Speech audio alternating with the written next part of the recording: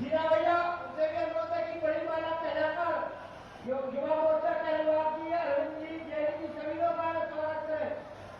भाजपा के मंडल के अध्यक्ष सभी लोग सभी कार्यकर्ता एक साथ बड़ी माला से स्वागत करें।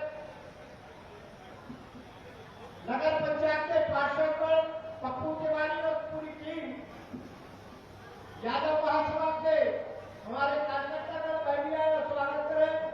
थोड़ी सी जगह बनाए, फोटो खींच जाए। मोहन यादव जिंदाबाद,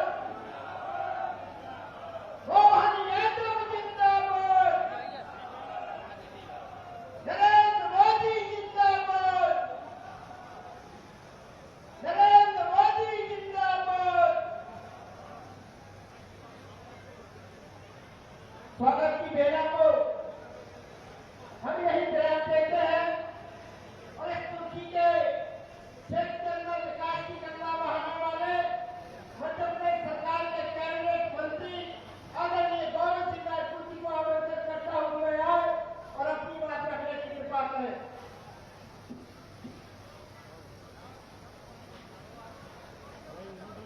जब पहले सभी लोग रुके की बैठे हैं, सभी लोग हाईड्रोजन पुष्पाजी भी हमारे बीच को उपस्थित है, जगता चित्रोवेदी भी हमारे बीच को उपस्थित है। सभी लोग बैठते हैं, गोविंद भैया का हाथ सब उद्बोधन सुनेंगे।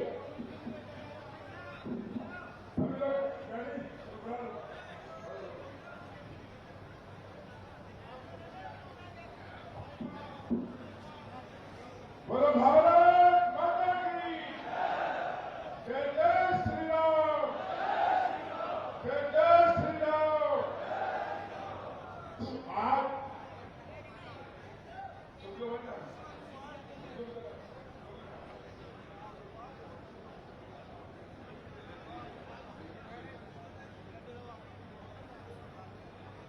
आज नाहरगढ़ की इस धरा पर हमारे मुख्यमंत्री माननीय मोहन यादव जी का दिल से, हृदय से दोनों हाथ ताली मिलाकर स्वागत करेंगे। तालियों की आवाज भोपाल तक पहुंचने के लिए बहुत बहुत धन्यवाद। मैंने सुबह माननीय मुख्यमंत्री जी को फोन किया कि मुख्यमंत्री जी थोड़े देर से आना, ऐसा ना हो पंडाल हमारा खाली रह जाए।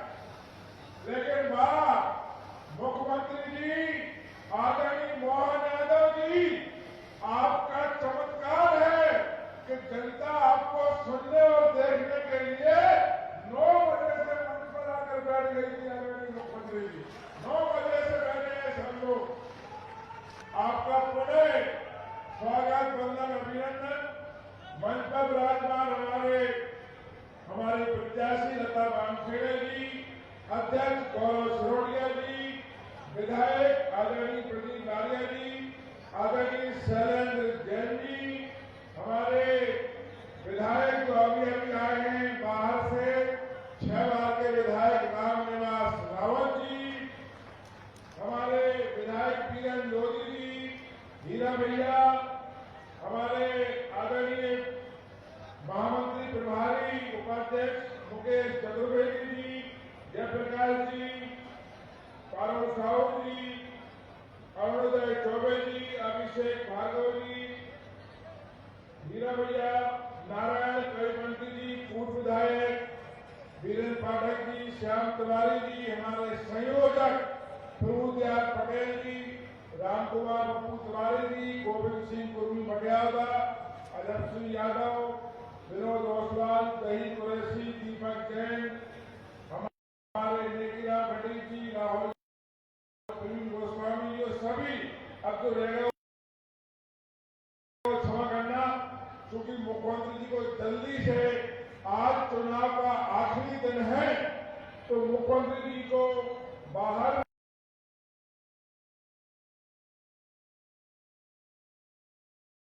जाना है। बहुत ज्यादा सभाएं, करीब 7-8 सभाएं। साथियों ये चुनाव देश के भविष्य का है। ये चुनाव युवाओं के भविष्य का है। इस चुनाव में जितनी वोट हमारे विधानसभा से डलेगी,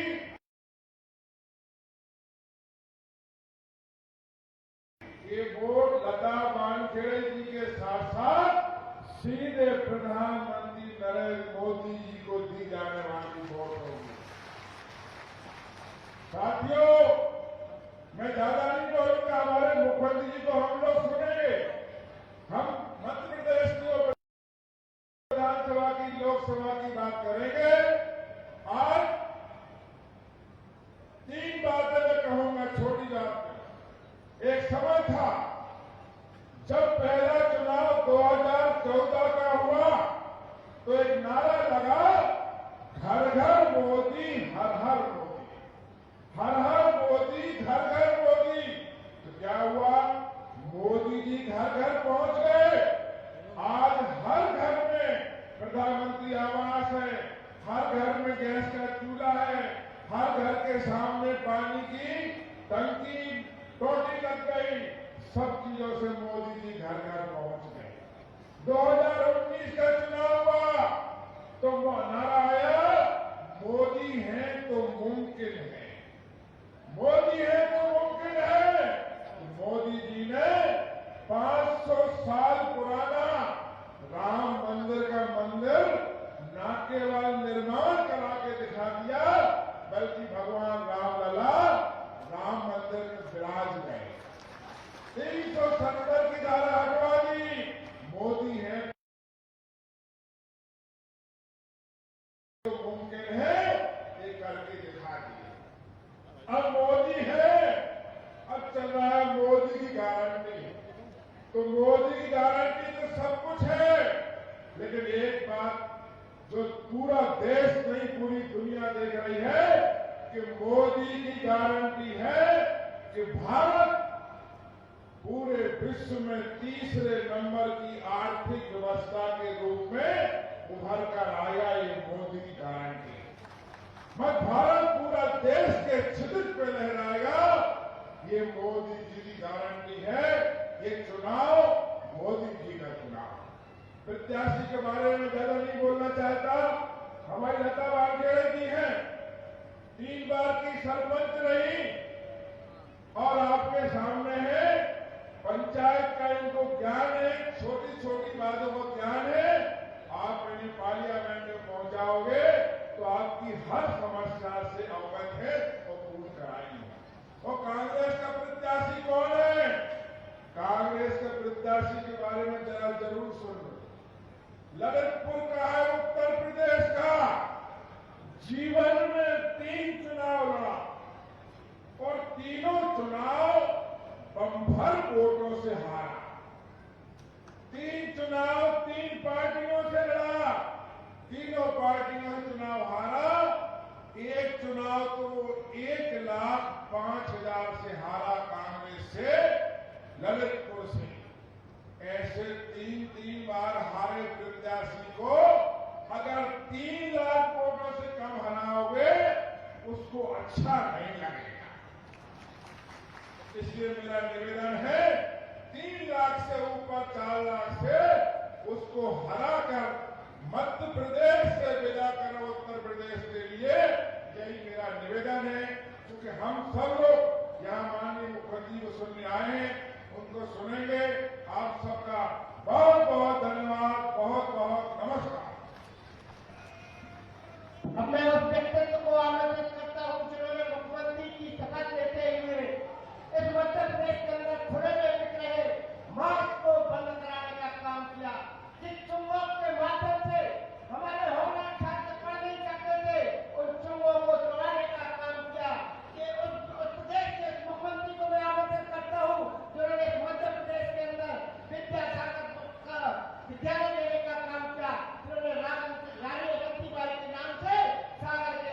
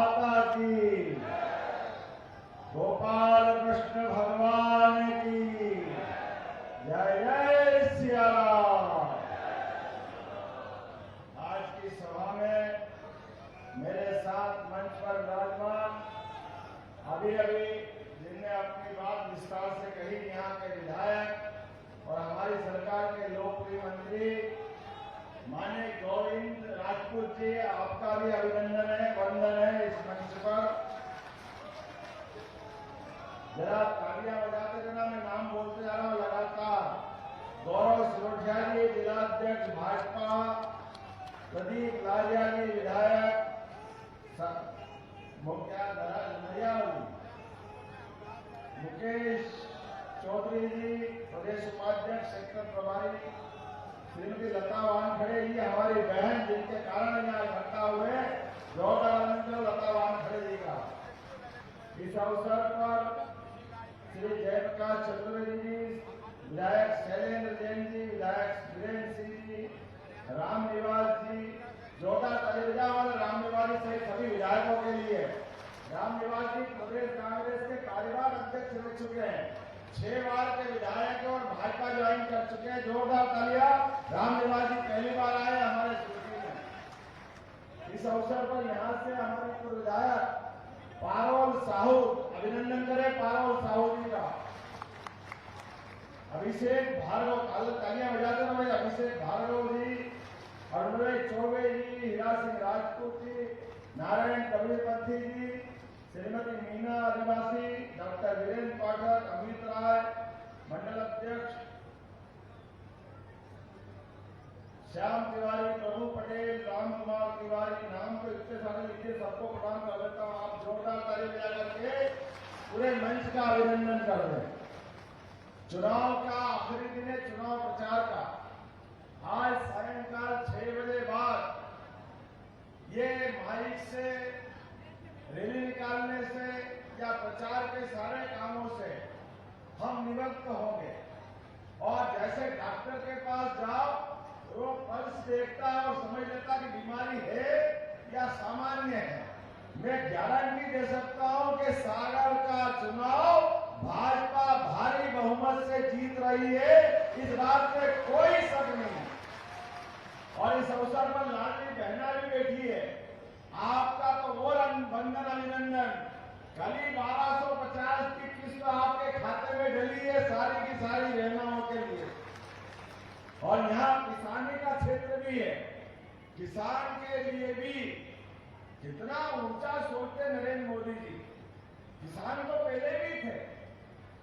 यशस्वी भारत रत्न स्वर्गीय अटल बिहारी वाजपेयी के लिए जोरदार अभिनंदन करें। स्वर्गीय अटल बिहारी वाजपेयी के लिए, जिन्होंने गांव-गांव में सड़क देने का काम उन्होंने पहले किया है। गांव-गांव में प्रधानमंत्री सड़क देकर के विकास के दायरे से गांव को जोड़े। और ये कांग्रेस के लोग उस समय भी कह रहे थे, गांव में सड़क की क्या जरूरत है, गांव में तो बैलगाड़ी चलती है। अब उनको ये मालूम नहीं कि बैलगाड़ी वाला कौन सा सिस्टम है। उनने कभी गांव देखा हो तो मालूम पड़े। वो आज भी आलू से सोना बनाने की मशीन ढूंढते, आलू से सोना बनाने वाली। आलू से सोना कौन बनाता है? केवल पप्पू बना सकता, और कोई को नहीं मालूम आलू से सोना कौन बनाता है। और इसी नादानियों के कारण वो अपने फजीले कराते, अपनी पार्टी के फजीले कराते, बड़े पैमाने पर। ऐसा कहते हैं, कहने वाले कहावत है कि नादान की दोस्ती, क्या बोलते हैं, नादान की दोस्ती और जी का, ये जो मुहावरा है, पहले तो हमको समझ में नहीं आता था कि कहां से चला है। लेकिन जब से राजीव गांधी के बेटे राहुल गांधी जी आ गए, तब से हमारी पार्टी रोज बढ़ती जाती है। और हमको समझ में आया मुहावरा काहे के लिए बनाया। ये राहुल गांधी के लिए बनाया है मुहावरा, जिनको खुद को मालूम नहीं वो करने वाले क्या है। आप अंदाज लगा लो, 2014 में लॉन्च किया है तो 2014 और अच्छी खासी सरकार तो रही कांग्रेस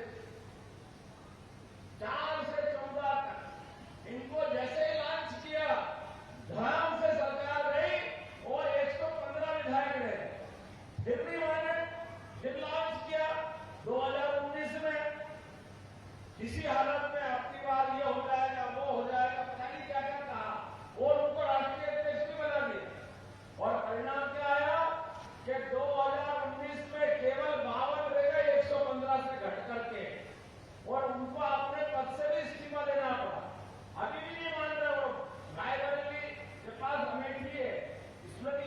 जी ने भारी बहुमत से हराया उनको और हारने के कारण भाग करके वायनाड गए, अभी केरल में अटके हैं।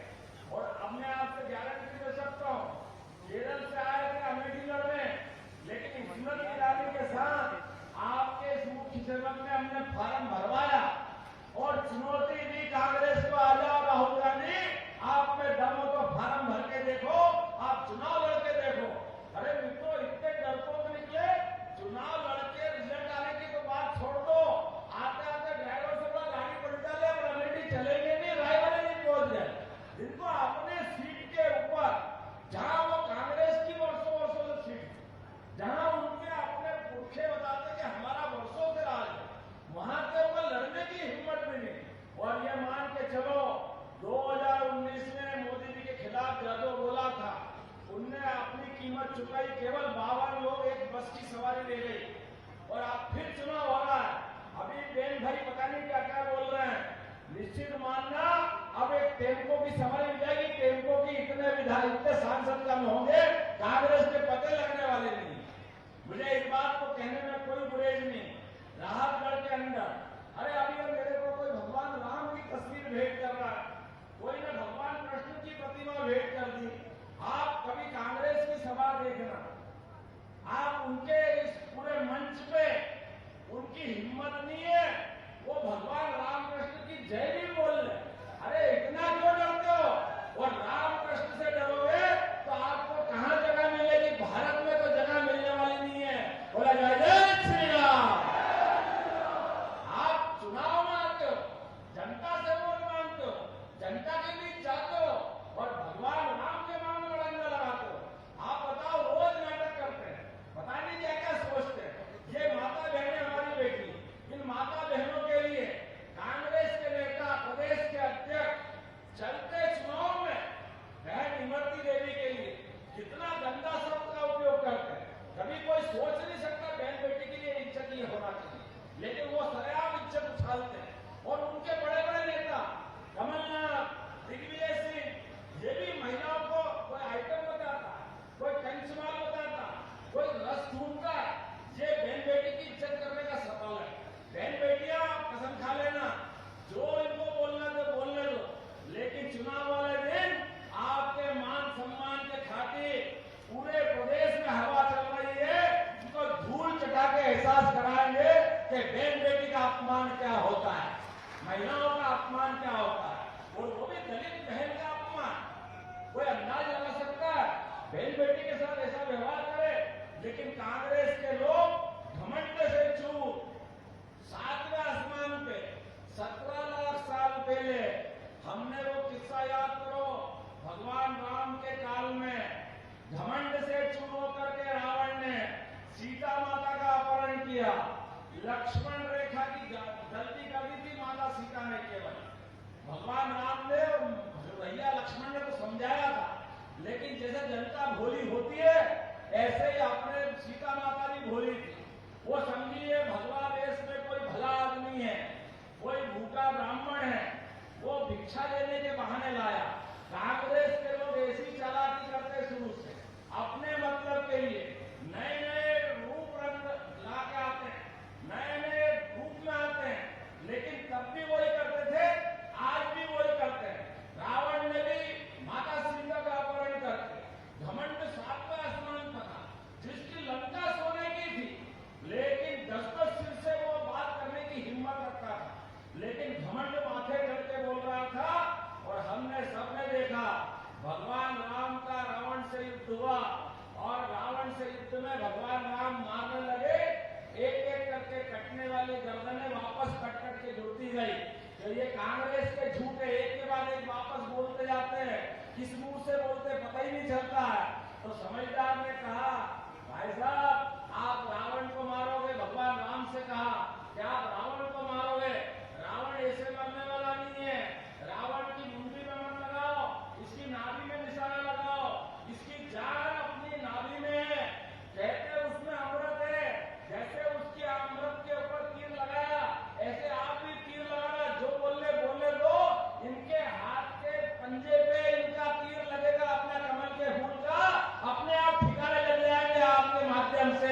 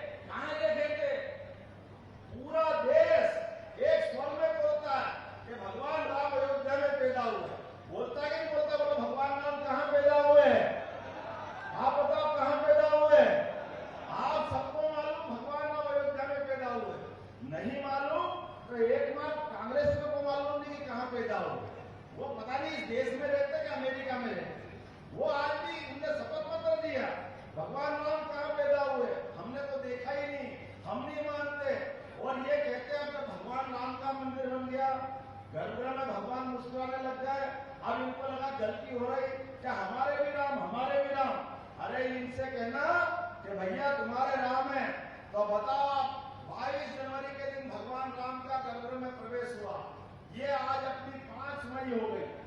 आपने किसी ने भी राहुल गांधी, सोनिया गांधी, प्रियंका गांधी या यहाँ कांग्रेस के प्रत्याशी किसी एक को भी भगवान राम के दर्शन करने जाके देखा क्या? कभी देखा आपने दर्शन करने गए? ये गोविंद राजपूत जी यहाँ मौजूद है। आप में से कई लोग बाद में भी गाँव में, पहले भी गाँव में। मैं अपने मंत्रिमंडल के साथ हवाई जहाज लेकर के सब आदमी हम दर्शन करके आए, बोला जाए अरे तुम भगवान राम से इतनी नफरत क्यों करते? आपका भगवान राम ने क्या बिगाड़ा? आप हिंदुओं के वोट तो लेना चाहते हो, लेकिन भगवान राम का रास्ता नहीं बताते हो। ये आपकी दोहरी नीति, ये नीति आपको डुबाई। इसी कारण से कांग्रेस का लगातार नुकसान हुआ। और भगवान राम छोड़ो, ये शिक्षा नीति में भी अंग्रेजों ने पहली बार 1832 में शिक्षा नीति लागू की और उसमें उनने ग से गणेश जी पढ़ाते थे पहले देश में, लेकिन अंग्रेज के बाद कांग्रेस ने ग से गणेश के बजाय गधा कर दिया। ये ग से गधा सिखाएंगे बच्चों। हमें इस बात की प्रसन्नता है, यशस्वी प्रधानमंत्री के लिए जोरदार अभिनंदन करो। 2020 में नरेंद्र मोदी जी ने नई शिक्षा नीति लागू की और हमने मध्य प्रदेश में सबसे पहले लागू की। अब हम अपने वापस ग से गणेश जी का अपना स्थान देंगे और गधे को गधे का स्थान आप दोगे, हम नहीं देने वाले हैं। थोड़ा देने वाले हो कि नहीं देने वाले हो? तो आज अपने बीच में आने वाले समय में आप और हम सब मिल करके विकास के मामले में बात नहीं कर लें। मेरी सरकार बनी, सरकार बनने के बाद केवल 100 दिन के अंदर हमारी सरकार ने कुछ निर्णय किए। निर्णय क्या किए वो आपके सामने है। हमने कहा कि हर जिले के अंदर एक एक्सीलेंस कॉलेज खुलना चाहिए। बोला खुलना चाहिए नहीं, युवाओं के लिए एक्सीलेंस कॉलेज खुलना चाहिए। अगर तो ताली बजा के बताओ अगर मेरी बात से सहमत। नए दौर के नए समय में हमारे बच्चों को पढ़ने की व्यवस्था होना चाहिए और आप तो और सौभाग्यशाली हो। सर हरि सिंह गौर के समय से विश्वविद्यालय था यहाँ, वही कारण से वो छतरपुर चला गया तो यहाँ के बच्चे परेशान थे। हमने रानी अवंतीबाई लोधी के नाम पर एक विश्वविद्यालय खोल के सागर को सौगात दी है। बोला अवंतीबाई की अपने विद्यार्थियों के लिए हम नहीं करेंगे तो कौन करेगा? हमने दूसरा काम किया, हर जिले के अलग अलग आकलन कर रहे हैं।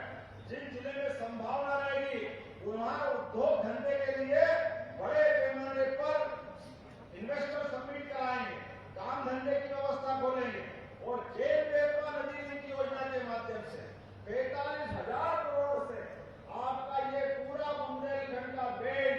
नरेंद्र मोदी जी को जोरदार अभिनंदन करो, ताली बजा करके। ये बड़ी सौगात नरेंद्र मोदी जी के माध्यम से मिली। ये पूरा क्षेत्र पानी के अभाव में, पीने का पानी या खेत में पानी, ये सारा संकट मिटेगा। पूरा क्षेत्र पंजाब हरियाणा की तरह ये आनंद में डूबेगा।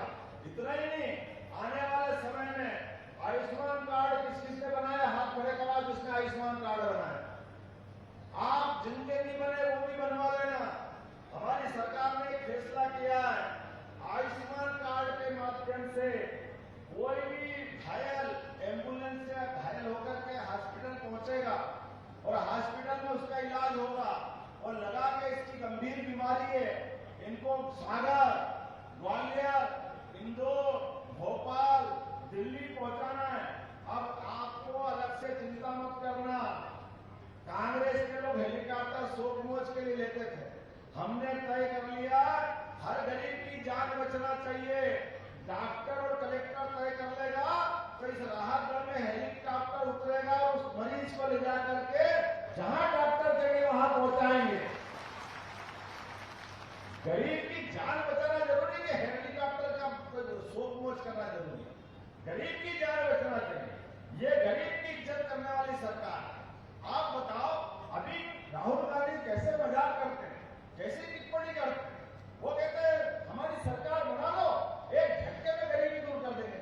अरे भैया तेरे को गरीबी का ग मालूम नहीं कि गरीबी होती क्या? तुमने सोने चांदी की चम्मच पे खाना खाया है, आपको मालूम नहीं गरीबी क्या होती।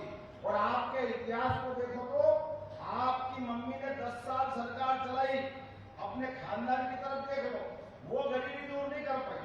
4 से 14 सोनिया गांधी की यूपीए की सरकार इसके पहले इनके पापा की सरकार चली, राजीव गांधी की 5 साल उनने सरकार चली, वो गरीबी दूर नहीं कर पाए। इनकी दादी इंदिरा गांधी ने 17 साल सरकार चली, वो गरीबी दूर नहीं कर पाए। इनके नाना जी, परनाना जी, जवाहरलाल नेहरू 18 साल उनने सरकार चली, सब मिला के 55 साल तक सरकार चली, ये गरीबी दूर नहीं कर पाए। और ये जनता को मूर्ख समझते हैं कि आप हमको सरकार बना दो, हम गरीबी दूर कर देंगे, ये झूठ चलेगा नहीं। जनता हिसाब करना जानती है। पहले 55 साल जो तुमने पाप किए वो सब याद है, और आपको और ज्यादा महत्व के लोगों, आपने, हमने, सबने देखा, जैसे मैंने भगवान राम की बात बोली, राम जी का आनंद आया कि नहीं? बोलो जय जय श्री राम। और बाबा महाकाल का आनंद आया कि नहीं? बोले बाबा महाकाल महाराज की। जब राम जी का आनंद आ गया, बाबा महाकाल का, महालोक का आनंद आ गया, तो जगन्नाथ जी के कृष्ण कन्हैया ने क्या बिगाड़ा? उनका जयकारा होना चाहिए कि नहीं होना चाहिए? वो सब बुला रहे हैं कि आपकी बार का वोट कृष्ण कन्हैया को मुस्कुराने के लिए। बोला सब तैयार है कि नहीं है? तो आप सब अपने स्थान पे खड़े हो जाओ और बांध लो मुट्ठी अपनी और संकल्प करो, आने वाले समय में यशस्वी प्रधानमंत्री मोदी जी के नेतृत्व में एक एक वोट भाजपा के पक्ष में पड़ेगा, और भाजपा के पक्ष में पड़ने वाला वोट हमें गोपाल कृष्ण को मुस्कुराने का मौका देगा, भारत को दुनिया का नंबर 1 देश बनाने के लिए मौका देगा। हम सब तैयार हैं? अगर तैयार है, भाजपा के पक्ष में वोट देने के लिए तैयार है? ये माता बहने तैयार है? तो कोई भूलना मत, 7 तारीख के दिन एक और जानकारी हमारे गोविंद भैया दे रहे हैं, बताओ। पहले जोर से तालियां बजाओ। देखिए, हमारी 7 विधानसभा थी, अब हमारे आदरणीय मुख्यमंत्री मोहन यादव जी के कार्यों से प्रभावित होकर